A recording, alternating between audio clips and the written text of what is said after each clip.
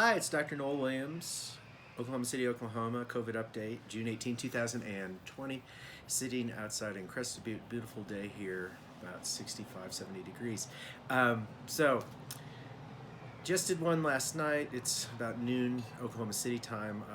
The biggest thing that's happened in the last little bit, besides me researching quercetin, or however you say it, quercetin, is the FDA came out and said that Plaquinil is no longer emergency approved for COVID-19 acute case care or severe case care. They had approved it not for prophylaxis, not for outpatient, but they tentatively approved it for inpatient care. They're saying there's the heart complications are too much and blah, blah, blah, but they're including the chloroquine data with it.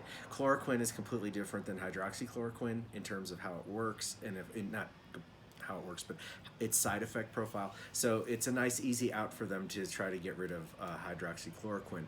Again, the Yale data shows very clearly that it works well in outpatient settings, which I've talked about so many times.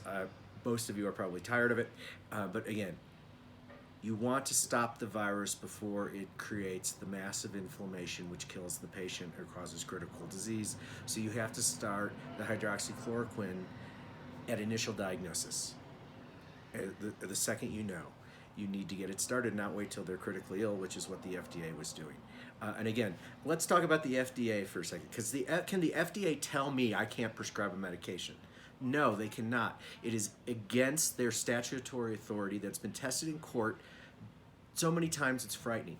If a drug is FDA approved for any indication and there's scientific validity, any licensed provider can use it for that theoretical or scientifically derived process. The FDA cannot tell us we can't use things. There's literally every day, it's somewhere between 30 and 50% of prescriptions are being written by providers for non-FDA approved indications, meaning that yes, it works for this other thing, but it wasn't originally approved for that. It is how medicine works. We have the right as providers to make the decision. Let's talk about what the FDA, because I'm going to rant about the FDA, because this is utter nonsense by them again. Let's talk about FDA's great successes. Okay, they're the ones who said, don't wear a mask, now wear a mask. They're the ones who said in the Women's Health Initiative that hormone replacement therapy was dangerous and horrible for women, using a established product called Prempro that was known to be harmful, and then they took that data and said it applied to all hormone replacement therapy 20 years ago.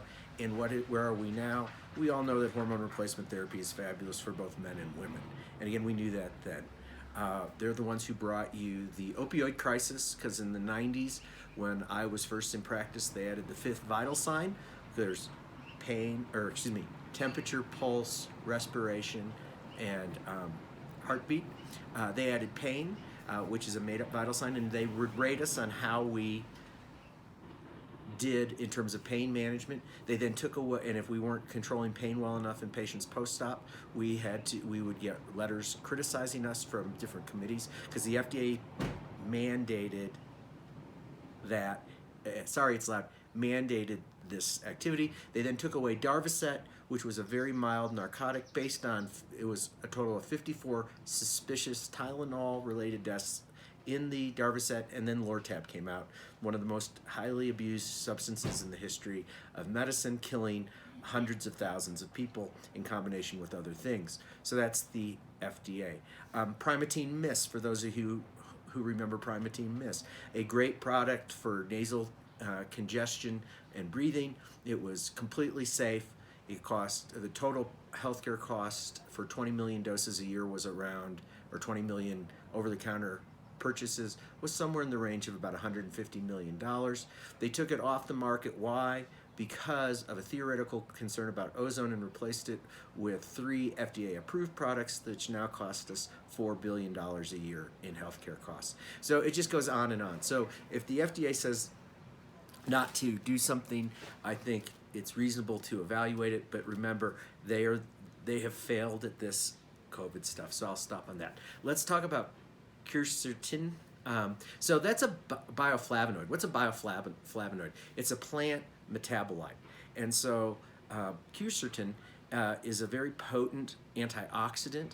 I've periodically seen people on it through the years, and I know the one thing I always knew about it was it's completely harmless and safe stuff.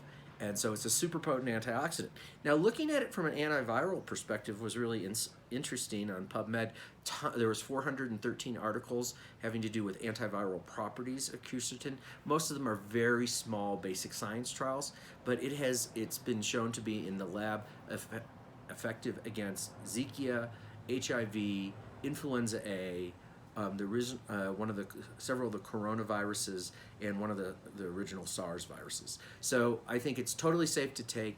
I can't endorse it the same way I would endorse zinc or vitamin D or just a really strong multivitamin. But I think it's a very safe product, and probably if you want to take it, it's going to just be helpful to your whole system because it's just a safe plant product. It's in radishes, it's in tomatoes, it's in plums, it's in tons of foods. There was one study I read that showed that organically grown tomatoes versus typically farmed ones now have 79% more of this in them than non-organically grown stuff, which illustrates why we may want to buy organically grown things. So that's really the summary for today. There's still more cases occurring in Oklahoma, still more cases occurring everywhere. We had 25,000 new cases yesterday across the country, which is an uptick. So we'll just have to see how it all goes over the next week, and I'll touch base with you in the next few days. Take care. Thank you.